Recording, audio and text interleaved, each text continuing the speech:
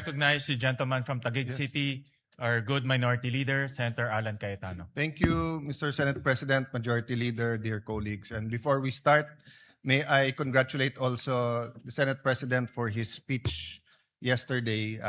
Akma talaga sa panahon. Thank you for reminding us to settle down.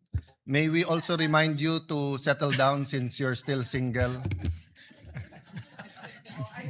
Pero mahirap yata yun, minority leader. Mahirap na masaya. Okay. Thank you, Mr. President. May I start by reading a verse from a prophet who is respected by Muslims, Christians, and Jews. Jeremiah said in Jeremiah 29:11, "For I know the plans I have for you, declares the Lord, plans to prosper you and not to harm you, plans to give you hope and a future." God talks about plans.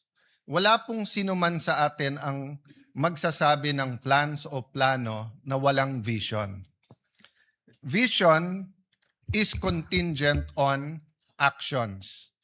So siguro po sa privilege ng oposisyon at ng minority na magbigay ng kontrasona, napakalaga po na meron tayong isang bagay na pagkakasunduan bilang mga Pilipino, which is a common vision.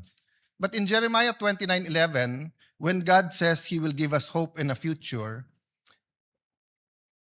the plans comes from Him. But if we choose our own plans, or if we choose the plans of the devil, the reverse will happen. We will not have hope, we will not have a future, and instead of prosperity, we will have harm. Many times in the 1980s, I asked my dad about politics, about government, governance. Minsan tinatanong ko, bakit marami kang kaibigan sa oposisyon? Bakit marami kang kaibigan sa media? Bakit ganyan ang debate sa batasan pambansa? Ano ang issue ng Marcoses at ng Aquinos?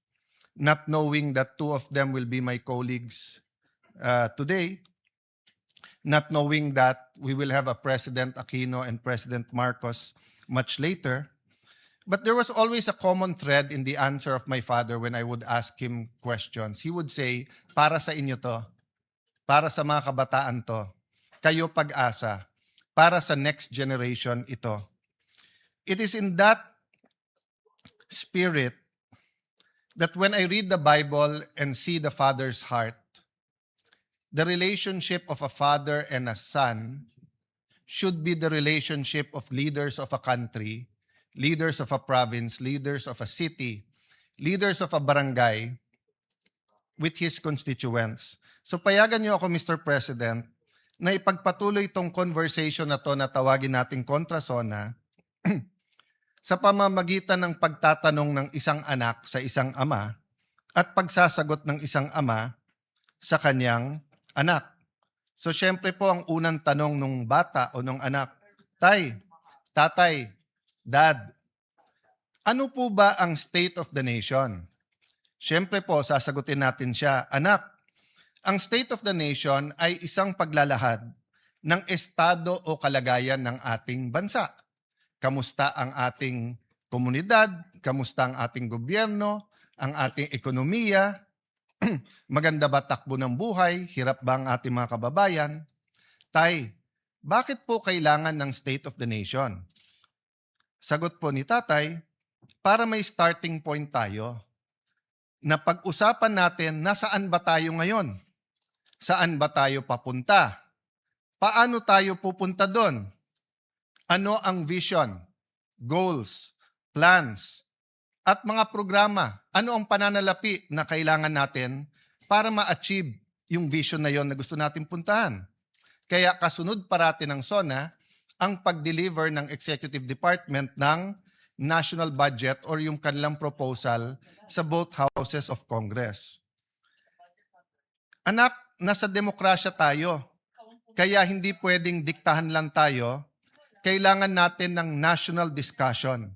Pag-uusap para magkaisa tungo sa isang vision or pinagkaisahan vision para sa ating bansa at ating kababayan. Watak-watak na nga tayo, lalo pang nagkakawatak-watak kapag ka may mga suliranin o crisis. Ano kaya ang pwedeng magpakaisa sa atin? Or ano po kaya ang pwedeng magbigkis-bigkis sa atin? Una po, ang pagmamahal sa Diyos. Pangalawa ho, pagmamahal sa isa't isa. Pero ngayon po, pag binabash natin yung isa't isa, nagagamit na rin ng Diyos, nagagamit din yung pagmamahal sa bayan, pagmamahal sa isa. So may I propose that we work together for a common vision. We will disagree how we get there. We will disagree what to prioritize, how much to put where, how much time to spend on each issue. But if we agree on a common vision, then we have something to truly give the next generation.